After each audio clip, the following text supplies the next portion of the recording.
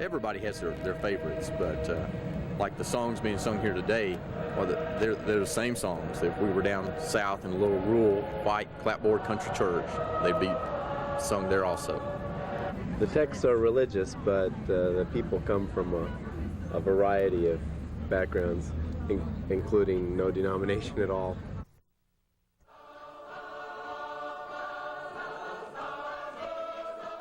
There just isn't a typical Sacred Harp singer. They're all tickled by the sound of this primitive, powerful music, and they're not scared off by the words.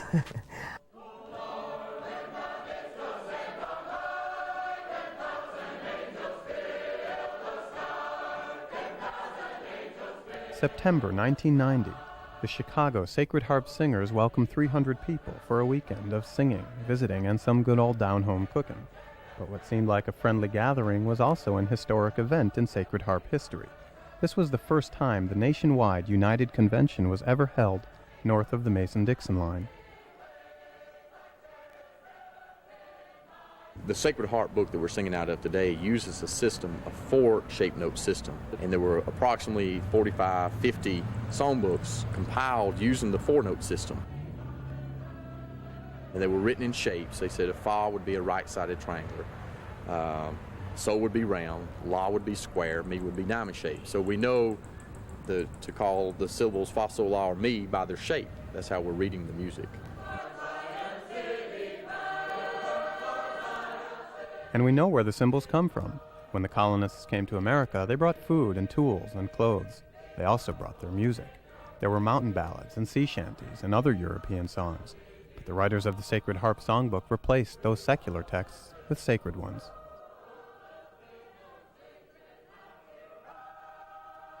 The Sacred Harp was published in 1844 by E.J. King and B.F. White. White's shown here with his wife. The music has many names: shape note, Sacred Harp, or fa, sol, la singing. But whatever the name, the common thread is the songbook.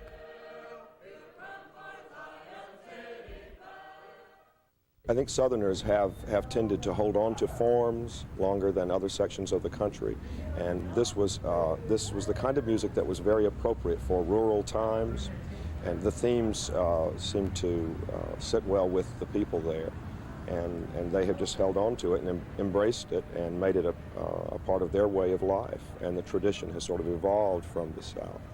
I think in the South, clearly, the Sacred Harp has been associated with a rural, provincial, kind of old-fashioned way of life, and successive generations of young people in the South have wanted to disassociate themselves from something that represents those things, whereas singers outside the South can come to that experience free of that kind of baggage.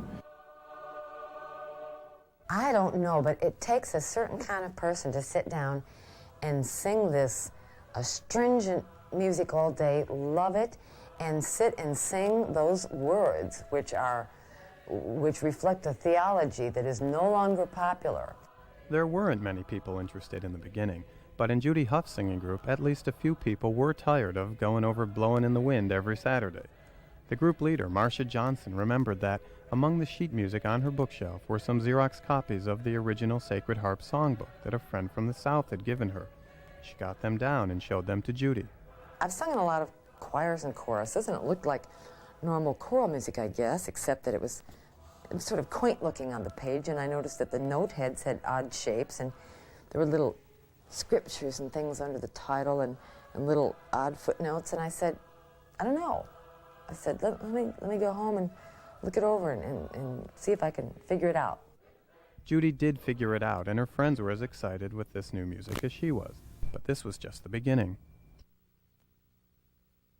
I spent one whole afternoon trying to locate the place where the publishing company existed that published this book.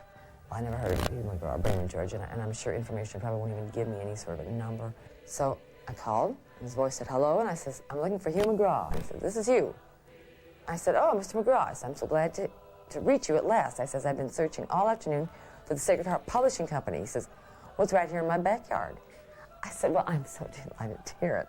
So I ordered books, and I ordered records, and I ordered T-shirts, and everything he had for sale. I just bought everything, Marcia and I did. So now we had a supply of books. So now we were really starting to get into it. Well, we just couldn't seem to get people in the house that really were as interested in singing it as we were. And our interest and our enthusiasm had just about been, squelched when suddenly that fall, at the Old Town School of Folk Music, we learned that a man named Phil Trier was going to have sacred harp singing as part of a fall music festival that they were holding. That's where the little group of us that had been meeting with Ted and Marcia Johnson met the rest of the people who formed such a hardcore of the Chicago singers, Mary Rose Ogren and Ted Mercer and Kathleen Kuiper and some of these other people that have worked so hard right from the outset, whose interest and whose efforts have not flagged from that time.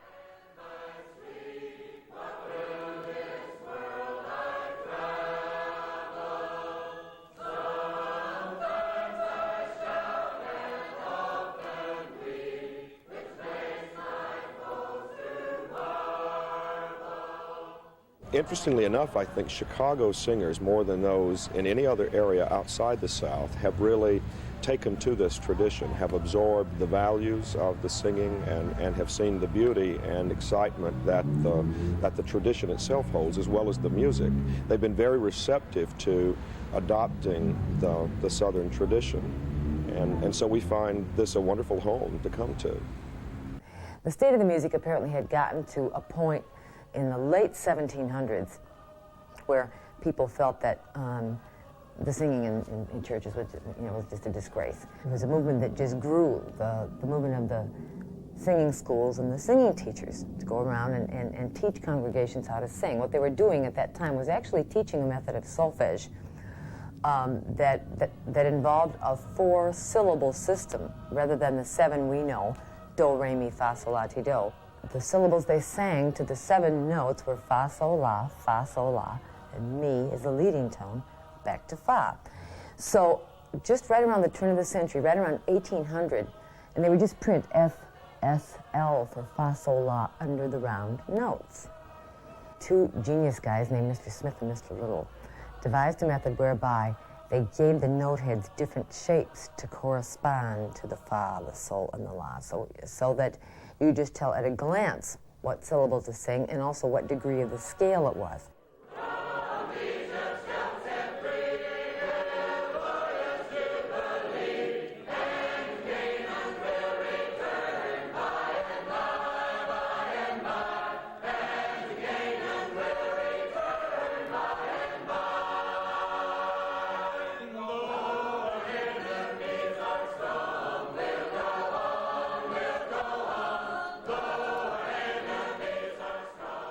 Well, I was cut my teeth on Sacred Harp all my life.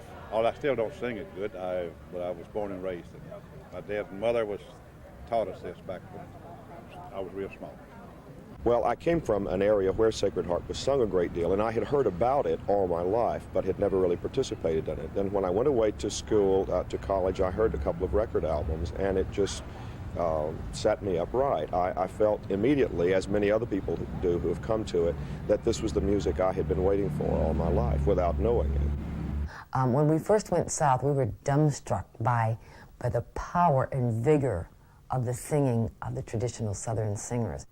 And I went down south, and I didn't hear a sound I made. It didn't matter how loud I sang. I could not hear a sound I made for the power of the singers around me. And none of them were straining or working especially hard at it. They just had this tremendous power. I walked out of this little church with my ears just ringing as if I had been in a club playing live rock music. It was amazing how powerful and loud it was. There's a saying I always use when I teach a singing school is the difference between a fiddle and a violin is you were taught to play the violin, but you learned to play the fiddle.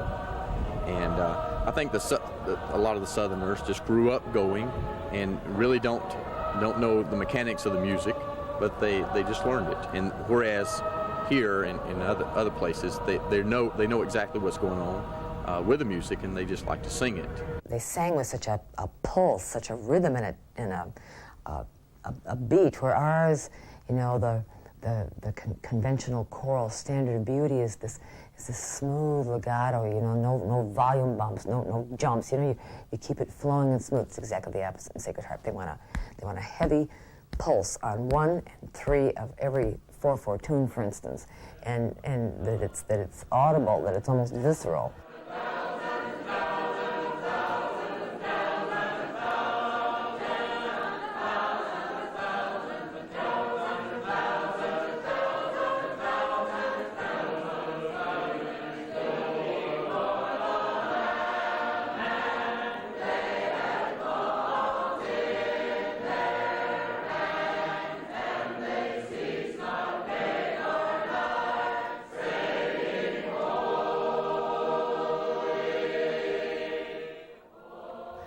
I can't tell you, and I don't know that anyone can tell you where the arrangement of that open square, the hollow square, came about, where that actually started. It is a stroke of genius for people who are singing only for their own enjoyment to have devised it rather than facing out and throwing their voices out someplace else to an audience. Sacred Harp, an audience doesn't exist. The singers are the audience. They sing for their own pleasure and with their own standards of beauty.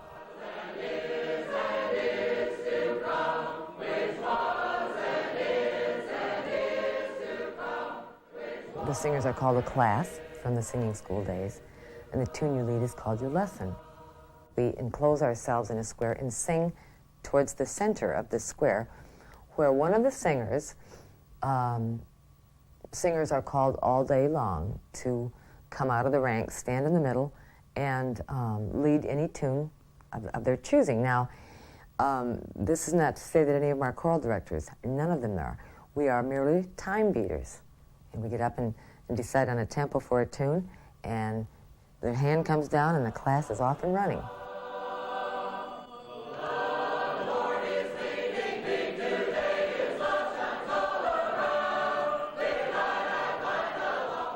It's like a wall of sound coming crashing down over your head. It's hard. You really can't experience it unless you're in the center. The experience of actually being there with sound coming on all 4 sides, it makes your bones buzz.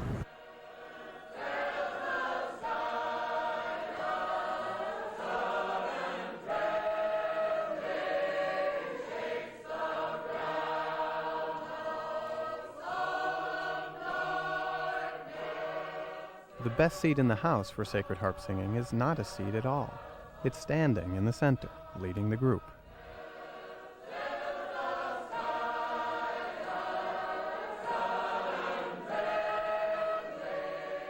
The leader will face the tenor section, and in singing school we're taught to sing the tenor part, even though we may be an alto or bass or a treble. You should sing the melody, and you should lead that melody with both what you're singing, the melody, and by beating the time that you want. To your left will be the treble, who will be singing the high harmony. To your right, the basses, and behind, the altos. And you're in the center of the square, and you have maybe 50 or 100 or 200 people roaring at you at the top of their lungs. It is a nearly levitating experience with a large group of good singers, and have the whole class just cooking. Some people call sacred harp white gospel music, but a southern black farmer, Judge Jackson, didn't want to be left out. In 1934, he published the colored sacred harp. It became a popular songbook throughout the South. Judge Jackson's son continues to publish it today. Like the plague, we avoid any place with carpets or with a ceiling that is too high or walls that are too far away. In the South, invariably, we find ourselves singing in these little white clapboard churches, and I mean little, and I mean just clapboard. There's a bare wooden floor, wooden walls, maybe a flat ceiling, maybe a peaked ceiling, and wooden benches, and that's it.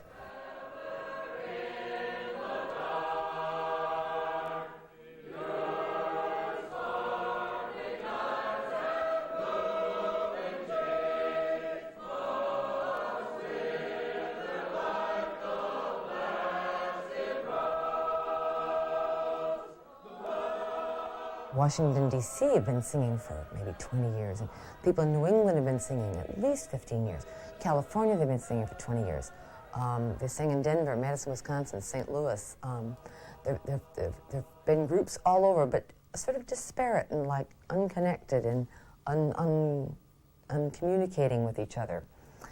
And I guess when we went south and saw what was happening, as I say, that it looked as if it might be in danger of dying at the roots, we decided we had a mission to see if we could help tie together the members of this big family. One of the ways that got started was almost every major singing group around the country now has a newsletter. And if you want to keep touch with what everybody else is doing, the newsletters are really a real effective way of communicating.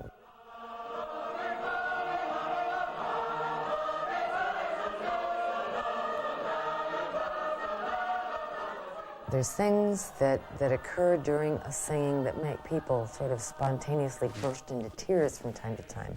I don't know why getting together and singing with a group of people in this fashion, facing each other and with all this vigor should produce such a warmth between the singers and such an emotional response and such a deep moving experience for so many people. All I know is that it does. And I know that after 4 or 5 hours of it, I and most of the people around are generally euphoric and slightly out of touch with reality.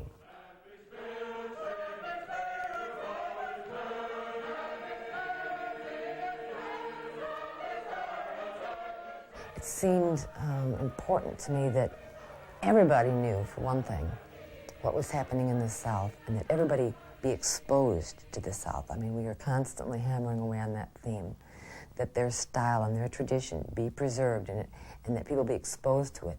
That was one of the main reasons for bringing the United Convention up here. It wasn't just a prestige thing. There are a lot of people who've been South and a lot more that haven't been and maybe would not go.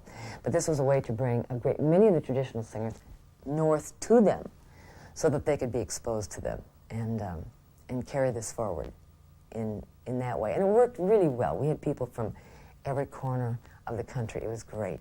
And I think it's been said that the Sacred Harp in general bridges a great many things. It bridges young people and old people, people of different races, people of different backgrounds, people of different beliefs, religious beliefs, political beliefs. There is a kind of communion, I think, that you find in this singing, strangely enough, that washes away the differences, and people can unite with themselves and sing. And it really becomes a joyous thing.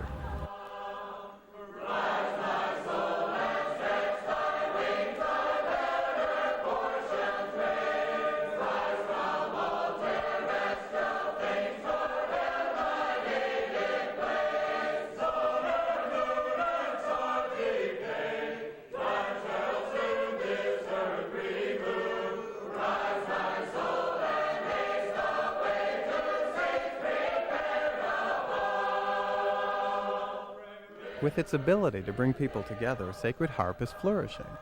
And at this United Convention, the first ever held north of the Mason-Dixon line, the spirit of Sacred Harp is renewed.